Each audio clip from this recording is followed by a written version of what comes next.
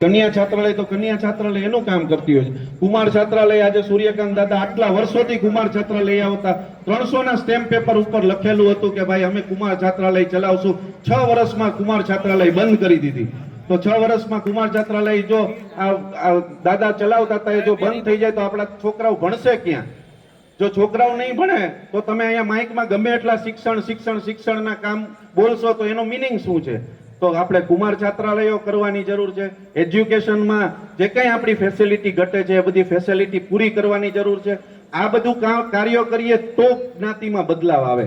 ખાલી નવરાત્રીને ડિસ્કો દાંડિયા તો અમે કરીએ જ છીએ 2015 થી અમે મફત રમાડીએ છીએ, નિઃશુલ્ક રમાડીએ છીએ અને 8000 ખેલૈયાઓ રમવા આવે છે। તો એનાથી આપણે એમ નથી કહેતા કે ના કરવા જોઈએ, અમે દર વર્ષે કરીએ છીએ। હું પોતે અમે અમારી જીએચપી ની ટીમ છેલ્લા 2015 થી કરીએ છીએ, એટલે કોઈ નવરાત્રીનો વિરોધ નથી, પણ એને આપણે કોઈ મુખ્ય કાર્યક્રમ બનાવીને કોલર ઊંચો કરીને ફરીએ છીએ કે ભાઈ અમે જ્ઞાતિ ઉત્કર્ષના કાર્યો કરીએ છીએ એવું માનવાને અસ્થાને છે।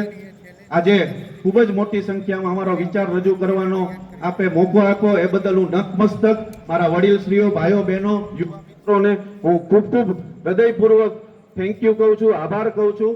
અને આપ સર્વે 3 તારીખે અમને જીતાડવા માટે તનતોડ મહેનત કરજો, જંગી બહુમતી જીતાડજો એવા હું આપ સર્વ પાસે નમ્ર અપીલ કરું છું। વિશ્વકર્મા દાદા અમને બધાને જ્ઞાતિના ખૂબ જ સારા કાર્યો કરવાની તક આપે, મોકો આપે અને અમે કાર્યો કરી શકીએ એવી વિશ્વકર્મા દાદાના ચરણોમાં નમ્ર પ્રાર્થના સાથે હું વિરમું છું। જય વિશ્વકર્મા।